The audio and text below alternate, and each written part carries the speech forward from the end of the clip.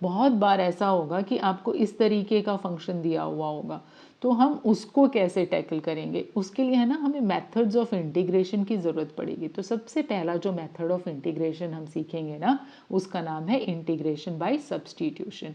और ये integration by substitution की ज़रूरत आपको पढ़ने ही वाली है, तो आप थोड़ा और ध्यान दे के गौर से सुनो और वंस और फॉर ऑल सीख लो ये इंटीग्रेशन बाय सब्सटीट्यूशन। आसान भी ये बहुत है, बस एक बार गौर करने की बात है यहाँ पे। देखते हैं कैसे कब अप्लाई करना होता है। जब आपको ऐसे दिया हो ना F of G X into G dash of X, तो आप देख सकते हो कि जी डैश एक्स इसका डेरिवेटिव है जी एक्स का, तो फंक्शन भी कहीं सामने दिखाई दे रहा है और उसका डेरिवेटिव भी उसी फ्रेम में मौजूद है। सो ऐसी सिचुएशन में हम जी एक्स को टी मान लेंगे, इसीलिए उस क्या कहते हैं उसे सब्सटीट्यूट। तो हम जी एक्स को सब्सटीट्यूट कर देंगे टी। तो जी एक्स को जब हम टी सब्सटीट्यूट कर देंगे तो हमें G dash of X D X मिल जाएगा डी टी। तो ये पूरे जी एक्स डी एक्स की जगह पे तो बच्चों हम लिख देंगे डी टी, और ये इसकी जगह पे हम लिख लेंगे टी। तो ये देखो यहाँ पे आपको मिल गया F of T D T. इसको हम बड़ी ही आसानी से इंटीग्रेट कर सकते हैं। देखते हैं कुछ क्वेश्चंस जिसमें हम इस मेथड का यूज़ करेंगे, और उसका यूज़ करना ही पड़ेगा, उसके अलावा कोई चारा नहीं है। फर्स्ट वाला बड़ा ही आसान, देखो आपको पिक्चर में दिखाई दे रहा है ये डिनोमिनेटर जो कि है 1 प्लस एक्स स्क्वायर। अगर आप 1 प्लस एक्स स्क्वायर को डिफ्रेंशिएट करो तो 1 का डेरिवेटिव क्या होता है 0, और एक्स स्क्वायर का डेरिवेटिव क्या होता है 2x। Can you see 2x यहाँ ऊपर है न्यूमरेटर में। तो हमें बिल्कुल अपना क्लियर सब्सटीट्यूशन मिल गया। हम क्या कर लेंगे इस फर्स्ट क्वेश्चन में, हम कहेंगे कि let 1 plus X square be equal to T. जब हम 1 प्लस एक्स स्क्वायर को टी लेंगे तो as a result of that हमको 2x, जिसके भी आप वेरिएबल को डिफ्रेंशिएट कर रहे हो उसी का यहाँ पे dx। अगर t कर रहे हो t का डेरिवेटिव क्या होता है 1, और 1 के साथ में क्या लिख लेंगे यहाँ पे dt। ये सबसे ही आसान तरीका है समझाने का, इसकी कॉम्प्लेक्सिटी में नहीं जानेंगे हम, फिलहाल समय नहीं है वो सब करने का, आपके एग्जाम बिल्कुल नज़दीक आ रहे हैं। तो लेट अस सी कि जब आप 1 प्लस एक्स स्क्वायर को डिफ्रेंशिएट करते हो तो 1 का डेरिवेटिव हो जाता है 0, एक्स स्क्वायर को डिफ्रेंशिएट कर देंगे 2x लिखेंगे और साथ में क्या लिख लेंगे dx लिख लेंगे। राइट साइड में हम t को डिफ्रेंशिएट कर लेंगे और क्या लिख लेंगे dt लिख लेंगे। अब हम इसको पूरे को यहाँ करके इसको हम डिनोट आई से कर सकते हैं, किसी भी इंटीग्रल को हम आई से डिनोट कर सकते हैं। तो हम ये जो आई है ना इंटीग्रल, ये इस सब्सटीट्यूशन की वजह से क्या बन जाएगा, ऊपर तो आ जाएगा dt और नीचे ये है t। अब हमने पढ़ा है जब इन्वर्स फॉर्मूले हमने पढ़े डेरिवेटिव्स के करके, तो हमने देखा कि 1 अपॉन एक्स का जो इंटीग्रल होता है वो होता है लॉग मॉड एक्स प्लस सी। तो इस फॉर्मूले का इस्तेमाल बच्चों करते हुए हमारा ये जो dt बाई टी का इंटीग्रल है ये हो जाएगा लॉग मॉड t प्लस सी। जब भी हम सब्सटीट्यूशन करेंगे तो ये ध्यान बहुत देना ज़रूरी है कि उसका हमें रीसब्सटीट्यूशन भी करना पड़ेगा। तो हम इस t को दोबारा से क्या लिख लेंगे 1 प्लस एक्स स्क्वायर लिख लेंगे, तो ये हो जाएगा log 1 plus X square plus C, और यही आपका होगा आंसर। थोड़े से और क्वेश्चन में हम गो थ्रू करेंगे, और ये जो इंटीग्रेशन बाय सब्सटीट्यूशन है मैंने इसका काफ़ी लेंदी वीडियो बना रखा है और मेरी वेबसाइट पे अपलोड किया हुआ है, आप उसको रेफ़र कर सकते हो। अभी ये जो क्वेश्चन 2 है बच्चों, देखो इसमें आपको दिखाई दे रहा है log x और साथ में क्या दिखाई दे रहा है 1 बाई एक्स जो उसका डेरिवेटिव होता है। तो आपको मिल गया यहाँ पे इसका सब्सटीट्यूशन बड़े ही आसानी से। आप किसको t मान के चलोगे, log x को t मान के चलोगे। जब आप log x को t लोगे तो ये जो 1 बाई एक्स है ना बच्चों, ये बन जाएगा 1 बाई एक्स डी एक्स बन जाएगा dt।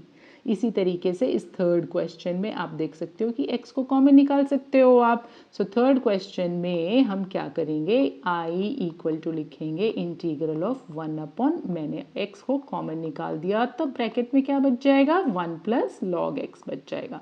तो अब हम इसके आगे लिख लेंगे dx। अब हम क्या करेंगे कि पूरे के पूरे 1 प्लस लॉग एक्स को बच्चों हम t ले लेंगे। क्यों, क्योंकि 1 का डेरिवेटिव तो वैसे भी 0 होता है।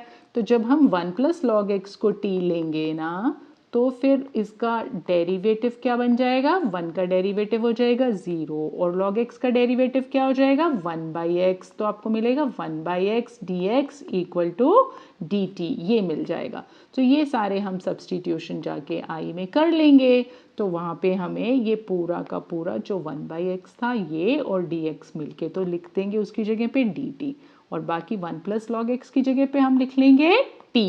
तो हमारा ये i क्या बन गया अभी, dt डिवाइडेड बाई t।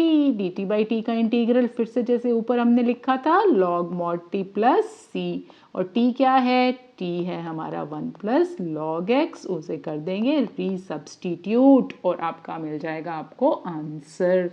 इसके बाद ये जो क्वेश्चन नंबर 4 है ये काफ़ी इंपॉर्टेंट है और इसकी टेक्निक भी समझनी आपको बहुत ज़्यादा ज़रूरी है।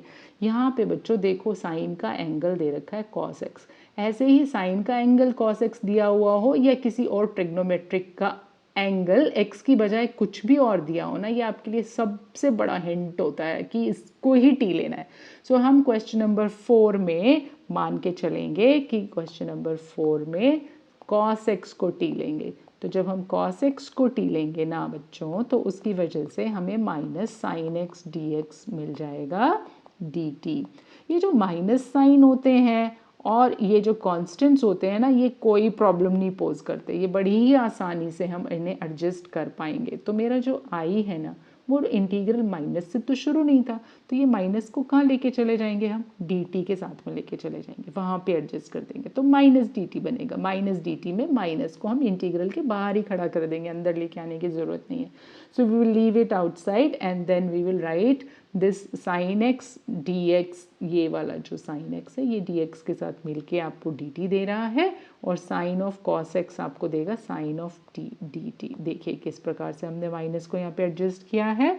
अब आपके पास है minus of sine T, minus of sine T का इंटीग्रल क्या होगा, कॉस टी। इसकी आपको आदत डालनी पड़ेगी, यहाँ पे उल्टा हो रहा है, साइन टी का जो इंटीग्रल है वो माइनस में आ रहा है cos t, और cos ये t क्या था हमारा cos x, तो आपका आंसर आएगा cos of cos x plus c। That's it, that's how we can use this substitution method to integrate very easily. In this question number 6 children, you can see that root के अंदर ax plus b है, 7th में भी root के अंदर x plus 2 है, 8th में root के अंदर 1 plus 2x square है। मैंने ये तीनों को एक सांस में किस लिए बोल दिया, इवन 9th में ये root के अंदर है। तो ये ना सारे के सारे जो टर्म रूट के अंडर है ना बच्चों, ये सबसे बड़ा हिंट है आपके लिए कि इसी को टी लेना होगा। तो जैसे क्वेश्चन नंबर 6 है तो इसमें हम ax प्लस बी को टी ले लेंगे और आगे प्रोसीड करेंगे। क्वेश्चन 7 में हम x प्लस 2 को टी ले लेंगे। अब ये जो बाहर x था ना, इसको तो रूट के अंदर मल्टीप्लाई करना मुश्किल है, पर अगर x प्लस 2 को मैं सिंगल यूनिट बना लूँ, बाहर चाहे बाइनोमियल रहने दो मेरा, वो मल्टीप्लाई उसमें हो जाएगा। देखते हैं हम क्वेश्चन नंबर 7 को सॉल्व करके कि कैसे होता है। यहाँ पे ये रहा क्वेश्चन नंबर 7 आपका। इस क्वेश्चन नंबर 7 में मैं क्या कह रही हूँ कि हम x प्लस 2 को, यानी कि जो रूट में टर्म है उसको t मान के चलेंगे। तो जब हम इसे t मान लेंगे ना बच्चों, तो फिर x आपका हो जाएगा t माइनस 2। तो x अगर है t माइनस 2 तो dx क्या हो गया, dt के इक्वल हो गया।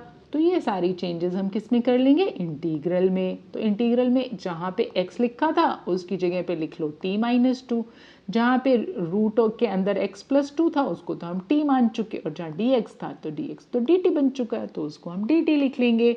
अब हम क्या करेंगे, इस रूट t को अंदर कर लेंगे मल्टीप्लाई, तो इसको अंदर मल्टीप्लाई करने पे हमें क्या मिल जाएगा, यहाँ पे integral of t into t raised to 1, t raised to half, so that will make it t raised to 3/2 minus 2 times root t is t raised to half, and this is integrable very easily। t raised to 3/2 का integral क्या हो जाएगा, 3/2 t raised to power my bad 3/2 नहीं आएगा, +1 करना पड़ेगा हमको। So it will be t raised to power 5/2 divided by 5/2 which will make it into 2/5 minus 2 into t raised to half plus 1 will make it 3/2 into क्या, 2/3। उसके reciprocal से multiply कर लेते हैं हम। अब हमें क्या करना बाकी बच गया है, t को रीसब्स्टिट्यूट करना बाकी बच गया। क्या था t, x plus 2, so x plus 2 raise to 5/2 minus 4/3, फिर से होएगा x plus 2 raise to power 3/2 plus c। इस तरीके से यहाँ पे अगर 8th क्वेश्चन में हमने 1 + 2x² को t ले लिया ना, तो उसका डेरिवेटिव बन जाएगा 4x dx। तो ये जो 4x आ जाएगा ना बच्चों, 4x dx = dt, इस 4 को हम बड़ी ही आसानी से राइट साइड में ट्रांसपोज कर सकते हैं और हम लिख सकते हैं कि x dx = dt divided by 4। और उस तरीके से हम इसको सब्सटीट्यूट करके आगे प्रोसीड कर लेंगे। आप इसे ज़रूर अपने आप से ट्राई कीजिए। देखो मैथ्स जो है ना, ये ना ऐसे नहीं होता, पढ़ने नहीं होती, नॉवल नहीं होती है, इसको लिख के करना होता है। So you do not lie down and then just read it, you have to write, so take notebook and pen, and now also when you are attending this class, साथ की साथ में आप इसको लिखते भी जाइए। तो जब आप इसे लिखते जाओगे ना तो वो और पक्का होता जाएगा। और सेम डे रिवाइज करना सबसे बड़ी टिप होती है कि आप उसको सेम डे रिवाइज कर लो। जब आप सेम डे रिवाइज करोगे ना तो वो इतना पक्का हो जाएगा कि वो आप भूलोगे नहीं। फिर 3-4 दिन के बाद उसे फिर से एक ग्लांस दे लोगे, तो आपकी ना मेहनत आधी हो जाती है उसमें। और जब नहीं रिवाइज करते हैं तो दोबारा फिर से वही कंसेप्ट दोबारा सीखना आपको पड़ जाता है। देखते हैं इस क्वेश्चन नंबर 9 में, ये जो x² + x + 1 है ना, इसको जब आप t ले लोगे ना बच्चों, तो आपको मिलेगा 2x + 1, है ना, 2x + 1 मिलेगा। 2x + 1 dx = dt बन जाएगा ये। अब ये जो बाहर 4x + 2 है, इसमें से अगर आपने 2 को कॉमन निकाल दिया तो आपके पास क्या बचा, 2x + 1 बचा। तो फिर ये इंटीग्रल किस में रिड्यूस हो गया इस क्वेश्चन नंबर 9 में? क्वेश्चन नंबर 9 में जो i है वो बन जाएगा 2, हम बाहर निकाल चुके थे। फिर इंटीग्रल ये जो 2x + 1 dx था उसकी जगह तो dt लिख ही चुके हैं, और जो ये था इसको हम रूट में डाल देंगे। ये सब्स्टिट्यूशन किया था हमने। अब रूट t का इंटीग्रल हमको पता है, t⁵3/2 होता है, और उसको फिर बाई 3/2 भी करना पड़ेगा, बाई 3/2 करना पड़ेगा, यानी कि इंटू 2/3 हो जाएगा। That will make it 4/3। T क्या था हमारा, t हमने लिया था x² + x + 1 को raised to power 3/2 + c, और ये बन गया आपका आंसर। इसी तरीके से ये जो क्वेश्चन नंबर 10 है, लेट अस सी इस क्वेश्चन नंबर 10 में हम क्या करेंगे, जो रूट x था उसको ले लेंगे 1। अब हम बढ़ते हैं थोड़ा और आगे, तो 18th में ये है e⁻tan −1x / 1 + x²। तो हम क्या करेंगे, tan −1x को t ले लेंगे और ये इसका हो जाएगा डेरिवेटिव। अब बच्चों हम करेंगे क्वेश्चन नंबर 19। क्वेश्चन नंबर 19 एक सुपर डुपर इम्पॉर्टेंट क्वेश्चन है, और इसको करने के लिए देखिए हम क्या स्ट्रैटेजी का इस्तेमाल करेंगे। यहाँ पे एक बड़ी ही अच्छी स्ट्रैटेजी का इस्तेमाल होगा, और वो ये है कि इसमें हम न्यूमरेटर और डिनोमिनेटर दोनों को e⁻x से डिवाइड कर देंगे। करो, इसको करो e⁻x से डिवाइड, और इसको भी कर लो e⁻x से डिवाइड dx। तो अब क्या हो जाएगा, न्यूमरेटर में आपका ये e⁻2x जो है ना, ये जब e⁻x से डिवाइड होगा तो आपके पास बचेगा e⁻x -1/e⁻x को जब आप ऊपर लेके जाएंगे तो e⁻x हो जाएगा। इसी तरीके से जब ये इधर डिवाइड आप करोगे ना तो आपको मिलेगा e⁻x प्लस यहाँ पे मिलेगा e⁻x dx। अब बहुत बढ़िया, अब क्या है हमारा, ये जो टर्म है ना, इसको पूरे को अगर आप t ले लेंगे ना तो इसका डेरिवेटिव क्या बनेगा, देखो इसका डेरिवेटिव e⁻x का डेरिवेटिव e⁻x, और e⁻x का -e⁻x। ये माइनस किसकी वजह से आया है, इनटू -x के डेरिवेटिव से फर्दर जो हमने मल्टीप्लाई किया उसकी वजह से ये माइनस साइन यहाँ पे आया है। ये dx = dt बन गया, हो गया, बस डन। तो इसमें एक की स्टेप है, और वो की स्टेप है बच्चों ये इसको हम बुलाते हैं की स्टेप। कई क्वेश्चंस में की स्टेप्स होते हैं और उन की स्टेप्स के बगैर आप आगे प्रोसीड नहीं कर सकते। तो उनको जब आप पढ़ रहे हो उसी समय पे या तो हाईलाइट कर लीजिए या मार्क कर लीजिए, ताकि जब आप दोबारा जाके रिवाइज कर रहे हो तो आपको ज़्यादा दिक्कत ना हो उस स्टेप को रिमेंबर करने में। और आप उस समय हाईलाइट करते हैं ना तो रजिस्टर भी हो जाता है, बड़ी आसानी से आपको दोबारा वो वाली बातें याद आ जाएंगी। तो ये बन गया log of t + c, और t क्या था, t को आप वापस से यहाँ पे सब्सटीट्यूट कर देंगे। t हमने लिया था e⁻x + e⁻−x + c। ये बहुत बार PYQ है, बहुत बार बोर्ड में पूछा जाता है। ये जो क्वेश्चन नंबर 20 है इसमें हमें किसी चीज़ से डिवाइड करने की ज़रूरत नहीं है। ये 1920 सिस्टर ब्रदर क्वेश्चन है और 20 में क्या हो रहा है कि सीधा आप डिनोमिनेटर को T ले लेंगे तो आपकी बात बन जाएगी। इसको प्लीज़ आप ट्राई करना खुद से। अब यहाँ पे क्वेश्चन नंबर 21 में tan स्क्वायर है, तो जब भी tan स्क्वायर हो, मैंने आपको बताया था कि 1 + tan square x = sec square x की आइडेंटिटी का आपको इस्तेमाल करना होगा। 22 में सीधा का सीधा सेक स्क्वायर है ये, तो सेक स्क्वायर हमें पता ही है कि सेक स्क्वायर का इंटीग्रल होता है tan। अगर इसका एंगल है 7 - 4x तो आप फर्दर इसके डेरिवेटिव से उसे कर देंगे डिवाइड, तो आपका आंसर हो जाएगा tan 7 - 4x डिवाइडेड बाय -4। इस तरीके से इसमें 23 में क्लियरली आप साइन इनवर्स x को t लेंगे तो 1/√1 - x स्क्वायर उसका हो जाएगा डेरिवेटिव। क्वेश्चन नंबर 24 में हम क्या करेंगे, अगर हम यहाँ से 2 को बाहर निकाल लेते हैं और बची हुई टर्म को t लेते हैं तो न्यूमरेटर उसका डेरिवेटिव बन जाता है सीधा सीधा। क्वेश्चन नंबर 25 में हम क्या करेंगे, ये जो cos स्क्वायर x है इसको हम लेके जाएंगे ऊपर और ये बन जाएगा sec स्क्वायर x। अगर आपके पास पिक्चर में sec स्क्वायर x भी है और tan x भी है तो फिर वो बहुत ही बढ़िया सिचुएशन होती है। उस सिचुएशन में आप 1 - tan x को रख देंगे t पूरे को। तो जब आप 1 - tan x को t मान के चलेंगे, we are talking about now question number 25। Let 1 - tan x be equal to t। साथ साथ में मैंने आपको ये भी बताया है कि ये 1/cos स्क्वायर यहाँ पे जाके बन चुका है sec स्क्वायर, तो अभी हमारे पास वो sec स्क्वायर है। सो 1 - tan x को t रखने से हमें मिलेगा -sec square x dx equal to dt। तो फिर हमारा इंटीग्रल क्या हो जाएगा, ये माइनस को ध्यान में रखना है आपको, माइनस सेक स्क्वायर था वो ऊपर, ये 1/cos स्क्वायर को मत देखो, देखो मैं आपको बोल चुकी हूँ थोड़ी चीज़ें दिमाग में भी रखने की कोशिश करते हैं। तो ये हो जाएगा dt/t²। अब 1/t² को बच्चों कैसे हम इंटीग्रेट करते हैं, यहाँ पे एक बहुत ही कॉमन मिस्टेक बच्चे कर देते हैं। देखो मैं इसको बॉक्स में पुट कर रही हूँ, और वो कॉमन मिस्टेक ये होती है कि क्योंकि वो समझते हैं 1/t का इंटीग्रल अगर log ऑफ mod t होता है ना, तो 1/t² का इंटीग्रल भी log of mod of t² हो जाएगा, पर ऐसा नहीं होता, नहीं होता ऐसा। तो क्या करेंगे हम, क्या होता है फिर इसका इंटीग्रल अगर ये नहीं होता तो अगर इसका इंटीग्रल ये नहीं होता तो हम इसको क्या करेंगे, ऊपर लेके जाएंगे और ये बन जाएगा t⁻²। अब -2 + 1/-2 + 1 यानी कि -1/t होगा इसका इंटीग्रल। पहले से यहाँ बाहर एक माइनस साइन था और ये हो गया -1/t + c यानी कि 1/t, और t क्या था आपका, t1 - tan x है। This plus c, this will be your answer in question number 25. In question number 26 we are going to put, देखो इसमें ध्यान आपको क्या देना था, cos का एंगल √x है तो आप √x को t मान के चलो, उसको t लेने से 1/2 √x dx उसका डेरिवेटिव हो जाएगा। 27 में फिर से वही स्ट्रेटेजी काम करेगी कि जो रूट के अंदर है भाई उसको t ले लेंगे हम, तो हम sin 2x को t ले लेंगे यहाँ पे क्वेश्चन 27 में। तो sin 2x को t लेंगे तो 2 cos 2x उसका डेरिवेटिव आ जाएगा और फिर हम आगे प्रोसीड कर सकते हैं। क्वेश्चन नंबर 28 में you have cos x upon √1 + sin x। ये तो बहुत ही बढ़िया, साइन का डेरिवेटिव cos होता है, cos का डेरिवेटिव साइन होता है, प्लस माइनस की ज़्यादा आप माइंड मत करो, वो एडजस्ट हो जाते हैं अपने आप।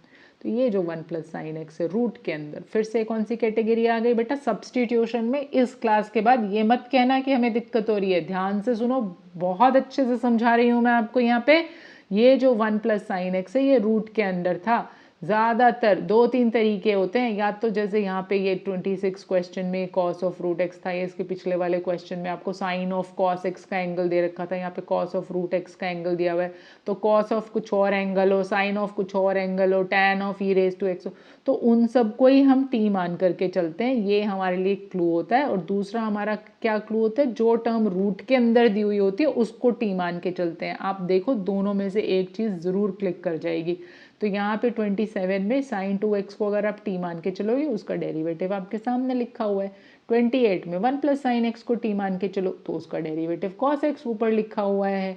अब हम आते हैं क्वेश्चन नंबर 29 में। क्वेश्चन 29 में थोड़ा सा एक ट्रिकी है, तो इसको आप लिख लो। ये मैंने अपने दूसरे वीडियो में भी सॉल्व पूरा कंप्लीट करके दे रखा है। इसमें देखो log का एंगल है sin x, पर सिर्फ sin x को t लेने से हमारी बात नहीं बनने वाली। थोड़ा मेंटली सोच के देखो, sin x का डेरिवेटिव क्या होता है cos x, तो उसका डेरिवेटिव cos x आ गया तो हम क्या कर पाएंगे, कुछ नहीं कर पाएंगे, बाहर तो cot x लिखा हुआ है। तो क्योंकि हम कुछ नहीं कर पाएंगे उसका, तो हम कुछ और ट्राई करके देखते हैं। हम क्या ट्राई करके देखेंगे, हम ट्राई करके देखेंगे कि अगर हम पूरे log sin x को ही t ले लें तो क्या बनेगा, देखते हैं इसमें क्वेश्चन नंबर 29 में। और इसको प्लीज़ आप इम्पोर्टेंट मार्क कर लीजिए क्वेश्चन 29 को। क्या करेंगे हम यहाँ पे, देखिए हम करेंगे log sin x को t पुट। तो जब हम log sin x को t पुट करेंगे तो उसके रिजल्ट में log का डेरिवेटिव होता है 1/x, तो मिलेगा 1/sin x मल्टीप्लाइड बाई, अब sin x का डेरिवेटिव क्यों, क्योंकि हम इस्तेमाल करें चेन रूल का, सो वो हो जाएगा cos x dx, क्योंकि x था यहाँ पे वेरिएबल, इक्वल टू t का डेरिवेटिव 1 होता है dt, क्योंकि t वेरिएबल था इसलिए लिख दिया। अब देखो कितना बढ़िया हमारे पास आ गया, cos बाई साइन क्या होता है cot, तो हमको मिल गया cot x dx equal to dt, और हमारी बात बन गई। ये था i इक्वल टू क्या बन जाएगा, i equal to cot x dx पूरा का पूरा मिलके हमको dt दे रहा है, और log sin x को हम ले चुके थे t, तो t dt। बस देखो कितना रिड्यूस हो जाता है सब्स्टिट्यूशन से। यही सब्स्टिट्यूशन को हम रिडक्शन मेथड भी बुलाते हैं, पता है क्यों, क्योंकि इंटीग्रल बहुत रिड्यूस हो जाता है, वो जो फंक्शन होता है वो छोटू सा बन जाता है, और वो हम टैकल कर पाते हैं फिर इतना छोटू सा बनने के बाद। अब इंटीग्रल टी क्या हो जाएगा, t² / 2 + c। इतनी बड़ी समस्या पहाड़ जैसी बन गई, राई जैसी। अब t को क्या कर लोगे, log sin x पुट कर लोगे, तो log sin x का whole square divided by 2 + c, ये इसका आंसर है। That's it. क्वेश्चन 30 में क्या करेंगे, 1 + cos x को t लेंगे तो sin x उसके डेरिवेटिव में आ जाएगा, यहाँ पे भी वही सब्स्टिट्यूशन होगा। अब ये जो 32 क्वेश्चन है और 33 बच्चों, ये है सुपर डुपर इम्पॉर्टेंट क्वेश्चन। ये जो 32 है ये 1 + cot x की जगह कभी कभी 1 - cot x की तरह भी आ जाता है, और ये 1 - tan x की बजाय 1 + tan x की तरह भी आ जाता है। देखते हैं कि हम इसे कैसे सॉल्व करते हैं। स्ट्रेटजी दोनों की एकदम सेम है, और ऐसा एक सॉल्व एग्जाम्पल भी आपके टेक्स्ट बुक में इस एक्सरसाइज के पहले है, 33 के जैसा 1/1 + tan x। तो क्या करेंगे इसमें हम मैं आपको समझाती हूँ। Let us pick up 33, 1/1 - tan x। तो हम 33 क्वेश्चन सॉल्व यहाँ पे करेंगे। उसमें हम क्या करेंगे, सबसे पहले एक एक स्टेप पे ध्यान देना। tan x को लिख लेंगे sin x by cos x। जब हमने tan x को sin बाई cos लिख लिया, इसके बाद हम लेंगे LCM, तो ये बन जाएगा cos x minus sin x, और ये cos x चला जाएगा न्यूमरेटर में। अब हमें एक की स्टेप करना पड़ेगा। मैंने अभी आपको क्या बताया था, की स्टेप आपको मार्क कर लेने हैं, तो इसको 2 से मल्टीप्लाई करेंगे और डिवाइड करेंगे, ये आपका है की स्टेप। मार्क करके चलो इसको। तो अब ये जो न्यूमरेटर वाला 2 cos x है ना बच्चों, इस 2 cos x को भी हम बड़ा ही मैनिपुलेट करके लिखेंगे, ये भी एक तरीके से की स्टेप भी है आपको। सो हम इस 2 cos x को लिखेंगे cos x + sin x, हमने अपनी तरफ से sin x को ऐड कर लिया, प्लस हमारे पास 2 cos थे, तो एक बार फिर से cos x और बैलेंस कर दो, जो sin x ऐड किया था उसको माइनस करके। अब सब बैलेंस आउट हो चुका है। डिनोमिनेटर में आपके पास है cos x minus sin x। Eventually जो आपका न्यूमरेटर है उसका रिजल्ट 2 cos x ही है। अब हम क्या करेंगे, इस पूरे को 1 यूनिट मान के चलेंगे, और इस पूरे को 1 यूनिट मान के चलेंगे, और सेपरेट कर लेंगे, डिवाइड कर लेंगे यानी कि। तो डिवाइड करने पे हमें मिलेगा हाफ, पूरा का पूरा बाहर रहेगा। यहाँ पे आप एक कर्ली ब्रैकेट स्टार्ट कर सकते हैं, फिर आपको मिलेगा cos x + sin x, और फिर आपको डिनोमिनेटर में है यहाँ पे cos x minus sin x, plus same term है so +1 dx। All right, this is what we will get. अब ये जो टर्म है ना हमारी बच्चों, cos x + sin x, इसको अगर आपने t मान लिया तो फिर इसका डेरिवेटिव क्या होगा, देखते हैं। cos x का डेरिवेटिव बन जाएगा माइनस sin x, और इसका डेरिवेटिव बन जाएगा माइनस cos x। अब इस दोनों, ये दोनों के दोनों क्या है, नेगेटिव हैं, तो इसमें से नेगेटिव साइन आ जाएगा बाहर। अब ये जो इंटीग्रल ऊपर हमने यहाँ लिखा हुआ था ना, ये क्या बन जाएगा देखते हैं। तो फिर ये हाफ तो आ जाएगा बाहर, और ये बच्चों ये माइनस का साइन, प्लीज़ इस पे ध्यान देंगे, उसकी वजह से मेरा ना जो न्यूमरेटर है ना वो माइनस ऑफ डी टी लिखा जाएगा और नीचे इसके टी। और ये जो बच्चों +1 था ना, ये तो इंटीग्रेट हो चुका मान लो सीधा। इसका आंसर क्या है, प्लस यहाँ पे x प्लस सी हम लिख सकते हैं। ये हाफ सबके बाहर, तो इसलिए मैंने यहाँ पे कर्ली ब्रैकेट लगाई है। Minus D T by T का इंटीग्रल माइनस लॉग टी हो जाएगा, प्लस एक्स प्लस सी। अब हम टी को वापस से रिसब्स्टिट्यूट कर देंगे। तो जब हम टी को रिसब्स्टिट्यूट कर लेंगे ना, तो हमारे पास टी क्या लिया था हमने, cos x minus sine x plus x plus c, इसका हो जाएगा आंसर। अब आपके लिए होमवर्क है कि आज ही आप ये क्वेश्चन नंबर 32 खुद से ट्राई करोगे, एंड आई एम श्योर आप लोग करेंगे ये वाला ट्राई।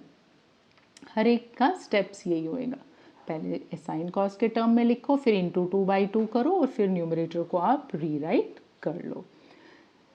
ऑल राइट, आपके पास चॉइस है, आप जब वीडियो वॉच कर रहे हो तो आप तो पॉज कर सकते हो और पॉज करके आगे बढ़ सकते हो। मैं कंटिन्यूटी में वीडियो बना रही हूँ, तो बीच बीच में मेरा हो सकता है कि स्लिप ऑफ टंग हो जाए, उसके लिए आप लोग मुझे माफ़ कर देंगे, मुझे आशा है। तो स्लिप ऑफ टंग हो सकती है, मैं कंटिन्यूटी में वीडियो बना रही हूँ। काफ़ी देर हो चुकी है, आप आराम से पानी वानी का ब्रेक लीजिए, पानी पीजिए, पर फिर भी बैठ जाइए और कंटिन्यूसली इस वीडियो को जितना देर हो सके वॉच कर लीजिए आप। अब हम आते हैं इस पे क्वेश्चन नंबर 34 पे। इस क्वेश्चन नंबर 34 में क्या है, ये रूट ऑफ tan x है ऊपर और नीचे है sin x cos x। तो बेटा जब रूट में है tan x, तो अभी मैडम कहोगे आपने हिंट दिया था जो टर्म रूट में होगी उसको t मान के चलेंगे, तो इसका मतलब तो ये हुआ कि आप इस tan x को t मान के चलोगे। तो अगर आप इसने tan x को, मैं यहाँ ऊपर लिख रही हूँ बच्चों, इधर ये देखो, यहाँ जाके मैं इसका सॉल्यूशन लिख रही हूँ। तो जब आप tan x को t मान लोगे, तो फिर tan का तो डेरिवेटिव sec स्क्वायर x होता है, बट यहाँ तो sec स्क्वायर x कहीं पे भी पिक्चर में नहीं है। तो अगर वो पिक्चर में नहीं है तो उसको पिक्चर में लेके आएंगे। उसको पिक्चर में कैसे लेके आएंगे, यहाँ पे तो एक ही cos x था, हम क्या करेंगे, एक और cos x से मल्टीप्लाई कर लेंगे। उसकी वजह से हमें एक cos x से करना पड़ जाएगा डिवाइड। तो ये जो साइन बाई कॉस है, ये साइन बाई कॉस तो बन जाएगा tan, और ये कॉस इंटू कॉस आपका बन जाएगा कॉस स्क्वायर, और फिर ये कॉस स्क्वायर न्यूमरेटर में जाके बन जाएगा सेक स्क्वायर। समझे। सो ये जो इंटीग्रल था, ये इंटीग्रल आपका क्या हो जाएगा, ये इंटीग्रल हो जाएगा ऐसे, रूट में tan x, ये 1/cos स्क्वायर एक्स ऊपर चला गया तो बन गया sec स्क्वायर एक्स, यहाँ पे dx है, और नीचे ये जो साइन बाई कॉस था वो दे रहा है आपको tan। सो ये इसमें रिड्यूस हो गया ये सारी कहानियाँ करने के बाद। तो अब क्या करेंगे, tan x को तो t ले ही लिया, तो वो ये सब्सटीट्यूशन इस पूरे इंटीग्रल में लगाने के बाद ये tan x तो t हो जाएगा, ये भी t है, ये रूट में था, ये बिना रूट के, और ये पूरा sec स्क्वायर x dx क्या बन जाएगा बच्चों, dt बन जाएगा। तो अब हम इसे क्या लिखेंगे, अब हम इसे लिखेंगे इंटीग्रल रूट t के नीचे t, और ये पूरा हो गया dt। सो 1/√t आ गया। 1/√t का इंटीग्रल क्या होता है, 2√t। 2√t प्लस c, 2 क्या था, t क्या था हमारा, t था tan x, तो 2√tan x प्लस c इस क्वेश्चन का हो गया answer. Sometimes this question is also asked in the exam. Moving on to the next question 35। 35 में हम क्या कर लेंगे, 35 में फिर से हम इस पूरे 1 प्लस लॉग एक्स को t ले सकते हैं और आगे बढ़ जाएंगे। 36 में क्या करेंगे, पूरे x प्लस लॉग एक्स को t लेंगे। आप खुद ट्राई करके देखिए, बड़ी आसानी से ये बन जाएगा। इसमें 37 में इस ब्लूइंग के नीचे ये छुप गया है, tan इनवर्स x⁴ को t लेंगे हम। 37 में किसको लेंगे, यहाँ पे लिखा हुआ है इधर इसके नीचे, tan इनवर्स x⁴ इस पूरे को हम t मान के चलेंगे, तो आपका आंसर आ जाएगा। अब इसमें आगे हम देखते हैं क्वेश्चन नंबर 38। क्वेश्चन नंबर 38 जो है ये काफ़ी इम्पॉर्टेंट 1 मार्क का MCQ है। इवन 39 एक बहुत ही इम्पॉर्टेंट क्वेश्चन है 1 मार्क का। क्वेश्चन 38 में बच्चों हम पूरे डिनोमिनेटर को t लेंगे। तो जब आप इस डिनोमिनेटर को t लोगे ना, तो ये पूरा न्यूमरेटर उसका dt बन जाएगा और ये dt/t यानी log ऑफ t इसका आंसर आ जाएगा। तो log ऑफ t जब इसका आंसर आ जाएगा प्लस c, तो देख लीजिए कि कौन सा करेक्ट ऑप्शन है इसका। ऑप्शन डी इसका करेक्ट ऑप्शन बनता है। ओके, फिर क्वेश्चन नंबर 39। क्वेश्चन नंबर 39 में बच्चों एक बार इसको बहुत गौर से देखो। 1/sin² x plus cos² x question number 39 में। सो हम 39 में क्या करेंगे, काफ़ी फेवरेट ये PYQ है एग्जामिनर्स का। 38 39 PYQs हैं। देखो हैं ये एक्सरसाइज के क्वेश्चन, आपको लगता है आपको अलग से PYQ करने पड़ेंगे? मैं बोल रही हूँ आपको एक्सपीरियंस है कि 70 से 80% जो PYQ हैं, 70 तो पक्का टेक्स्ट बुक के ही हैं क्वेश्चंस वो। सो जब हम ये टेक्स्ट बुक के क्वेश्चन कर रहे हैं, इन ए वे हम NCERT भी कवर कर रहे हैं और 60 से 70% PYQ भी हम इसी में कवर कर पाएंगे। तो 39 में क्या है, आप इसको न्यूमरेटर में जो कुछ भी नहीं लिखा हुआ उसे 1 मान के चलोगे और ये जो 1 है ना बच्चों, उसकी जगह पे हम लिख सकते हैं sin² x plus cos² x। हमको पता है कि sin² x plus cos² x 1 होता है। अपॉन नीचे क्या लिखा हुआ है, sin² x cos² x dx, ये लिख लेंगे इंटीग्रल ऑफ। अब हम क्या कर लेंगे, इस sin² x के नीचे इसको लेके आ जाएंगे पूरे टर्म को और इस cos² x के नीचे। इस प्रकार से जब मैं ऐसे बना रही होती हूँ ना ये, तो मैं उनको सेपरेट करने का तरीका आपको बता रही हूँ। तो जब हम इसे सेपरेट करेंगे ना, तो sin² कट जाएगा, 1/cos² आपको देगा sec² x और ये cos² कट के आपको देगा cosec² x। अब ये जो मिला इतना डायरेक्ट खूबसूरत इंटीग्रल है ये, सिर्फ आप इसको इन्वर्स प्रोसेस ऑफ डिफरेंशिएशन से आंसर लिख पाएंगे इसका। sec² x का integral tan x by direct observation, कुछ नहीं करना पड़ा हमको। cosec² x का इंटीग्रल हो जाएगा माइनस cot x, तो ये tan x minus cot x plus c हो जाएगा इसका आंसर। मैं यहाँ पे ना आपको एक बहुत ही अच्छी टिप बताती हूँ बच्चों। देखो हमारा फोकस है इस क्वेश्चन नंबर 39 में। ये जो क्वेश्चन 39 है ना, मैंने यहाँ पे ये वाली अप्रोच इस्तेमाल की है। तो जब आप ये अप्रोच का इस्तेमाल करोगे ना, तो डायरेक्टली आपको आपका ऑप्शन मैच हो जाएगा, बी ऑप्शन जैसे इससे मैच हो रहा है और ये आपका आंसर आ गया। अब दिक्कत ये है कि जब हम साइन कॉस की टर्म को एक साथ देख लेते हैं मल्टीप्लाइड ना, तो हमें एक चीज़ ध्यान में आती है, sin 2x की आइडेंटिटी ध्यान में आ जाती है। तो हम इसको, क्योंकि ये sin² x cos² x है, इसको 4 से मल्टीप्लाई और डिवाइड कर लेते हैं।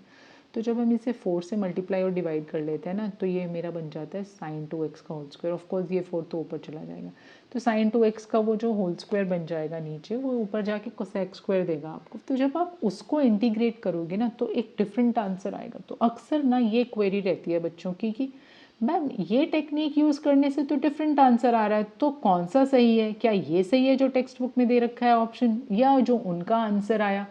बच्चों ऐसे केसेस में वो दोनों आंसर सही हैं। वो जो आपको उस तरीके से आंसर मिलेगा ना, वो और ये ऑप्शन भी, ये दोनों के दोनों इक्विवेलेंट आंसर्स हैं। मैं इनको क्या कहूँगी, नॉट इक्वल बट इक्विवेलेंट। इसका मतलब है कि कुछ साइन कॉस टैन का इनका सब हेर फेर है बस, और ये जो आइडेंटिटी हमने सीखी है sin 2x cos 2x, एक को हम दूसरे के रूप में आराम से लेके आ पाएंगे। इसमें भी अगर आप tan और cot को sin cos के टर्म में लिख लोगे, ये वापस उस वाली फॉर्म में जो अब इसकी दूसरी अप्रोच मैंने इसको बताई, जो आप इसको sin 2x का होल स्क्वायर मान के और फिर 1/sin² को ऊपर ले जाके cosec² बना के करोगे, तो जो आंसर आपका आएगा वो और ये ऑप्शन भी बच्चों एकदम इक्विवेलेंट फॉर्म है। तो घबराने की ज़रूरत नहीं है बिल्कुल। आप चाहे वो अप्रोच यूज़ कीजिए, चाहे ये अप्रोच कीजिए।